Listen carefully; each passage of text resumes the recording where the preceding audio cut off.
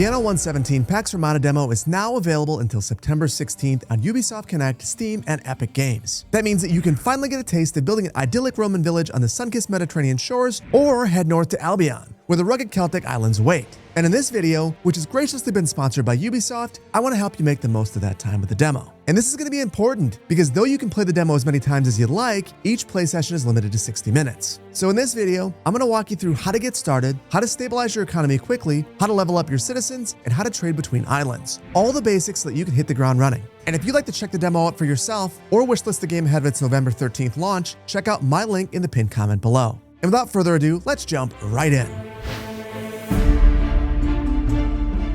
In this demo, you can choose to build on either Latium or on Albion. And I think for this video, I'm going to build on Albion because I like the challenge of it, and I love building in the marshes. But regardless of where you're building, it starts out the same. You've got to build a road from your trading post out into the woods so that you can start to build up a lumber supply. Now, I think that I want my main settlement to be right here, so I'm going to start constructing a road over to this location, and then we'll build up that lumber supply. So I'm going to build a woodcutter's camp, and as I drag this around, you can see it says 100%. Right now, if I were to place this in any of these locations where it says 100%, it'd be 100% effective. But if I move around, the effectiveness drops. Now let's say I want to rotate this. Hitting comma or period will rotate this for me. And then as I pull this up to the road, you can see the distance that you can travel. And right here, for instance, I could not make this back to the trading post. That's not a problem. That just means that I'm going to need to build a warehouse. I'm also going to need a sawmill to process all of that wood. So I'll build that close by to keep things efficient. And then I will build that warehouse as well. And I'm going to build that right about here because right away, I'm going to build 2 woodcutters and 2 of our sawmills so we aren't bottlenecked at all by wood cutting. Okay, so now we need to start inviting people into our community. So for that, I'm going to build some water residences, and I'm going to build those down here in between these 2 marshes. It seems like an excellent location. Now, one of the cool things about Anno 117 is you can just hold down and drag these out and build the residences really quickly, and then grab a road, pull that over the top and click, and it'll build the road right around it. Now, one of the things that always trips me up in Anno is that I never build fast enough. So I'd encourage you to build quickly early on to make sure that you're collecting taxes. After all, you can't collect taxes if people don't have homes.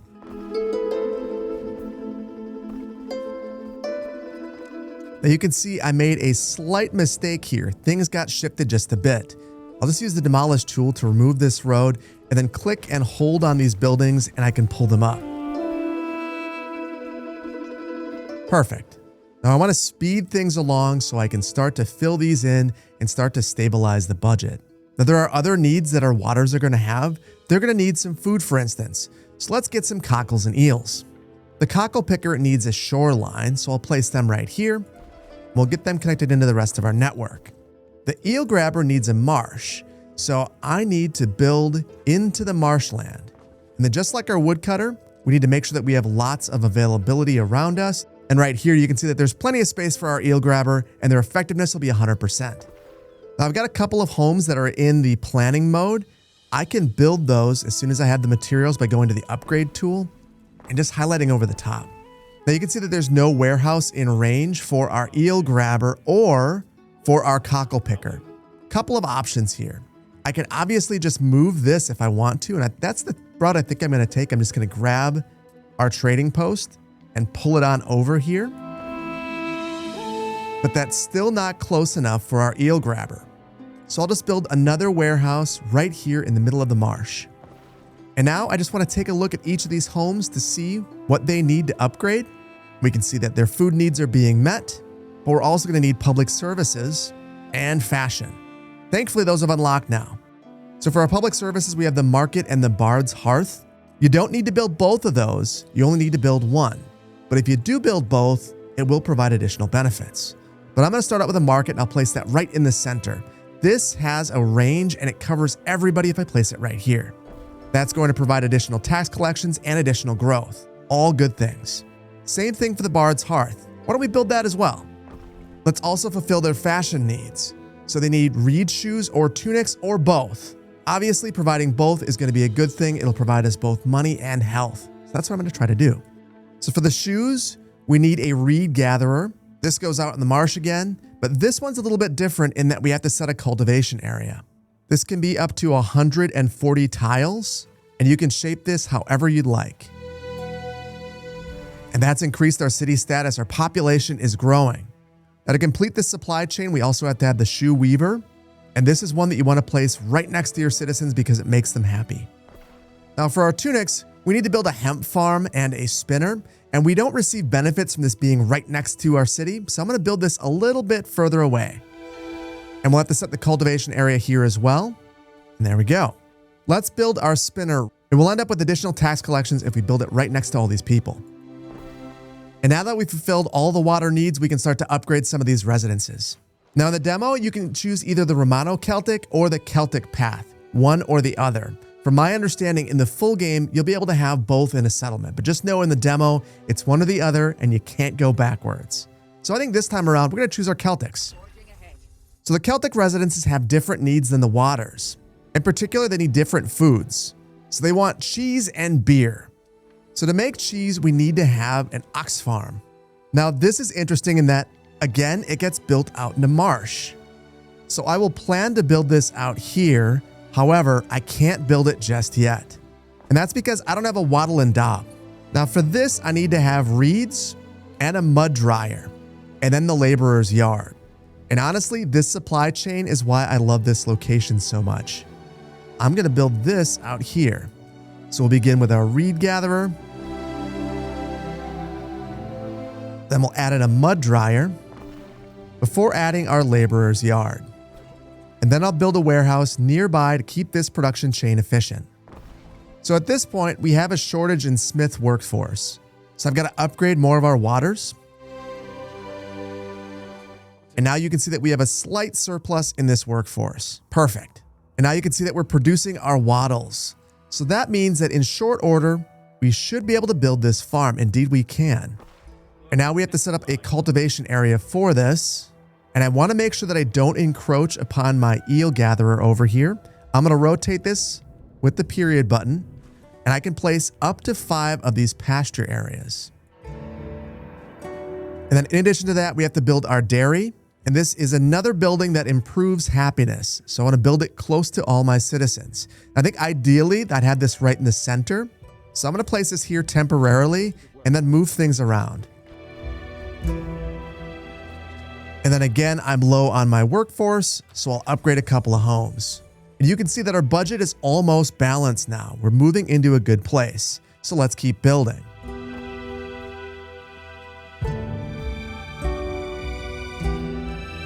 And just like that, we've balanced the budget.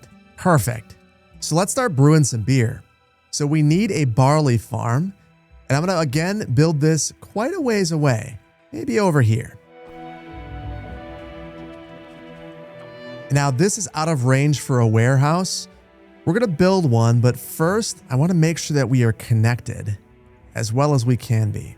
So I'll build that right there. And then I'll add a warehouse. Now we also need a malt house. And I think that I'll build this one closer to our community so people can easily walk to it.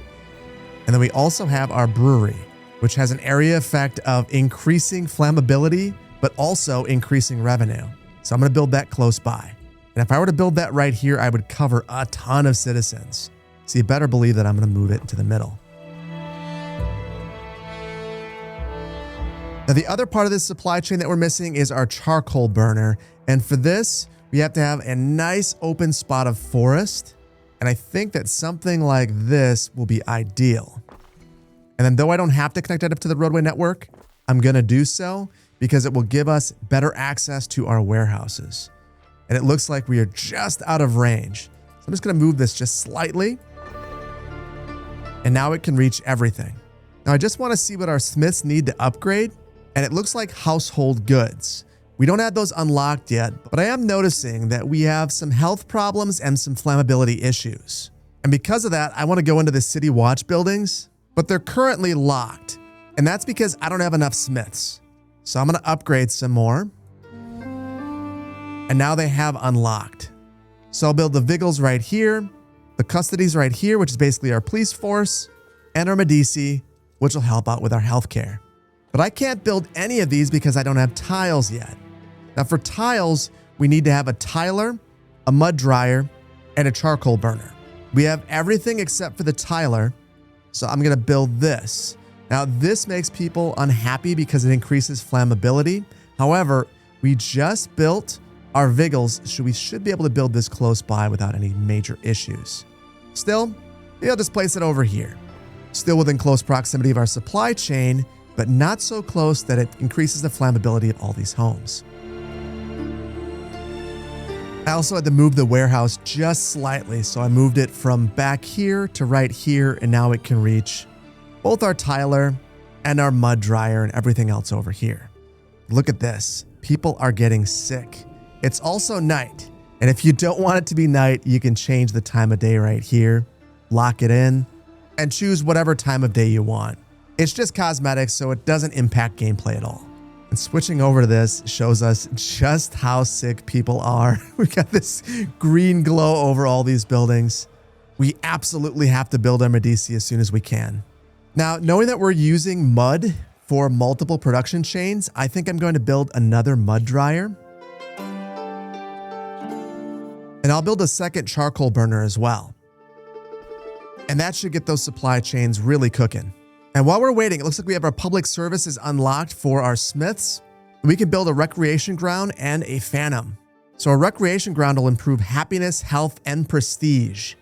And again, this is one that you want really close to all your residential buildings. So it's time to rearrange again.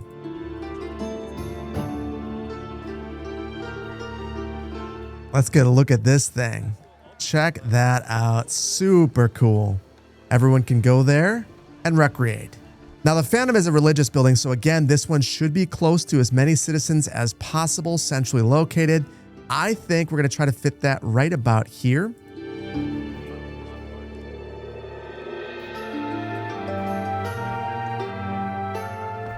And now we have the opportunity to pick a patron. So we absolutely want to do this. This is going to provide us some production bonuses, and you can choose whichever one you'd like. So Sarah is right here, will provide us a bonus for our beer supply chain, which could be really valuable. So I think I'm going to set her as our patron, but just know you can also select Neptune, who will give you a boost of your cockles. And now that we have tiles, I'm going to build the rest of these buildings as quickly as I can. And there we go, all of the basics in place. So now to unlock our final supply chain category for our smiths, we need to have more of them. Now I don't want to overdo it and upgrade too many of these because then I would run out of my waters. So I'll just upgrade 4 of them, which is enough.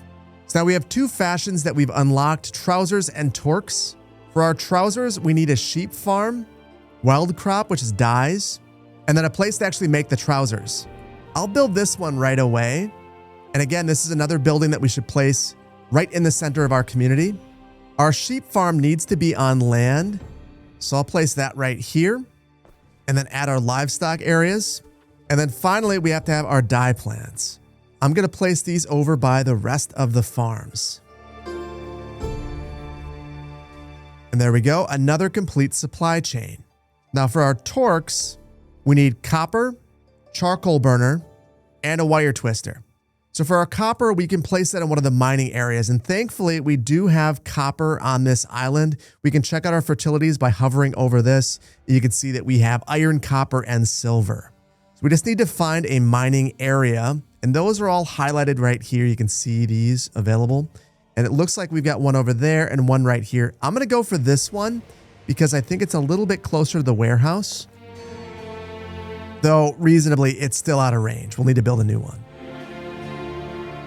Now, this is another building that we should have right in the heart of our community. So I'm going to place this one very close to everybody, but I also want to make sure that it's close to my Vigil because I want to ensure that we don't burn everything down. So I'm going to place this right here.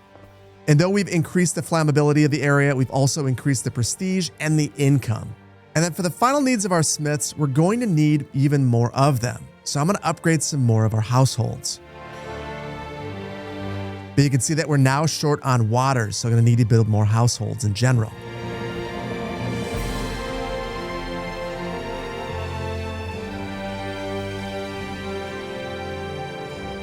And that meets our needs, and it's really helping out from a tax standpoint. We're making a ton of money now. And we've also unlocked our next supply chain. These are household goods. We have drinking horns and clan shields, and these are more complex supply chains. So for our drinking horns, we need to have ox farms, which we already have, as well as tin mines, but we don't have tin fertility on this island. So we've got to do some exploring. So I want to go back to the ship that we initially got with our island.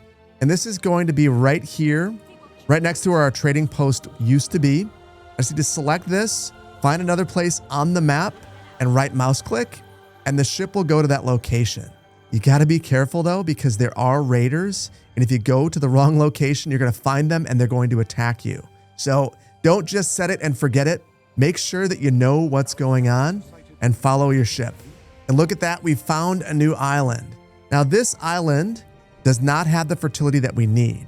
It has some interesting things, but it doesn't have tin. So we've got to keep looking. And I'm just selecting back and forth on the mini map right here. I can move back and forth between our island and the ship, which is that little indicator that's moving on the map. And I can see in the fog that there appears to be an island over here. I'll right mouse click it and send the ship that way. I did not think they would find me in among the weeds of my garden. And look at this. We found someone that we could trade with if we wanted to.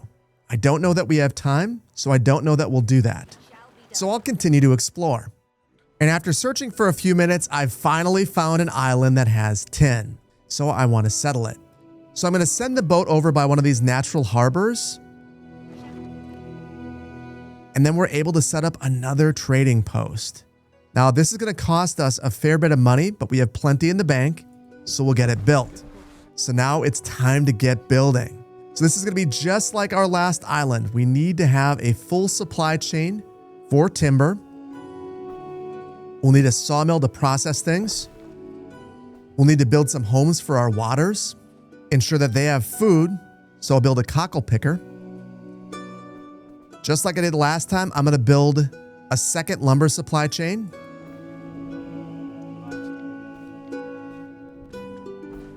And then I want to go back to the smiths to find the tin mine. And you can see that we can place these at any of the mining slots on this island. So I'm going to plan to build that right here. That means I need the wattle and daub production chain. So I need to find out if there's a marsh over here. There is, it's right here. And I need this because I need a reeds gatherer and a mud dryer. We're also going to need a warehouse because of how far away we are. Now, in preparation for this, I will build a road, and then I'll also build the laborer's yard. Now, unfortunately, the smiths are required to work this building, and that means that we need to progress to them as quickly as possible. So we'll build a market, and because we already have the reed supply chain, I'll just build a shoe weaver. And that'll enable us to upgrade these in short order, but we're going to need even more homes here. We're going to run out of our workers. And in short order, we can upgrade some of these waters. And now that we have our smiths, we can work our laborer's yard and start to produce the wattles. And now that we have 2 of those, we can build our tin mine. We'll just have to upgrade a couple more of these homes to be our smith's residences. Now this is just outside of the range of a warehouse. So I will build another one. And now this thing is being worked. So we have to set up our trade route. So for this, I'm just going to select my ship and create a trade route. I have to select my 2 locations, which will be my 2 islands. On the new island, I'm going to load up tin. And then once I get to my original island, I'll unload it. I'll establish that route and the ship will start going. And now back here on my initial island where things have been humming along, we just need to build our horner. And as soon as the tin gets here, this should be 100% active. And there's our ship. I selected the trading post, and I should be able to see this get dropped off right here. There we go. We've got 13 tin on this island. And you can see they've just picked it up. They're bringing it back over here, and that supply chain's going to be active. And then to produce the shields, we have to have a ton of resources. But here's the thing. We have almost all of them here already. The only things that we're missing are a bronze smelter and a shield beater. So I think I'm going to build the shield beater right over here near our downtown area.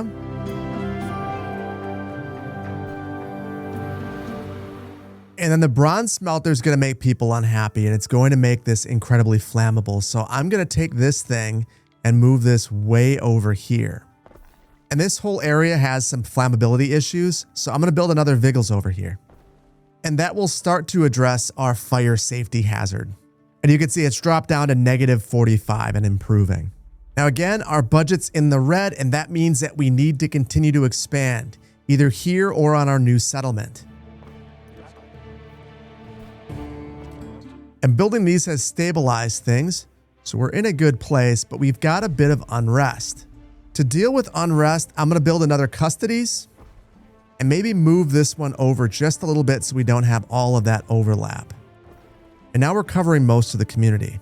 Now, I never built my villa, so I think I'm going to build that now as well.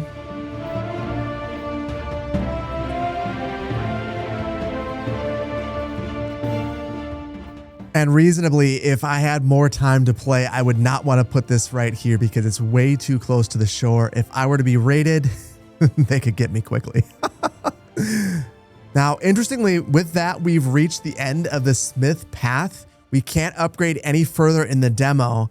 But knowing that we've got 3 minutes left, I want to make the city look nice. So I'm going to go underneath ornaments where we can place a ton of really cool stuff. So I think I want to build a nice Roman wall around here.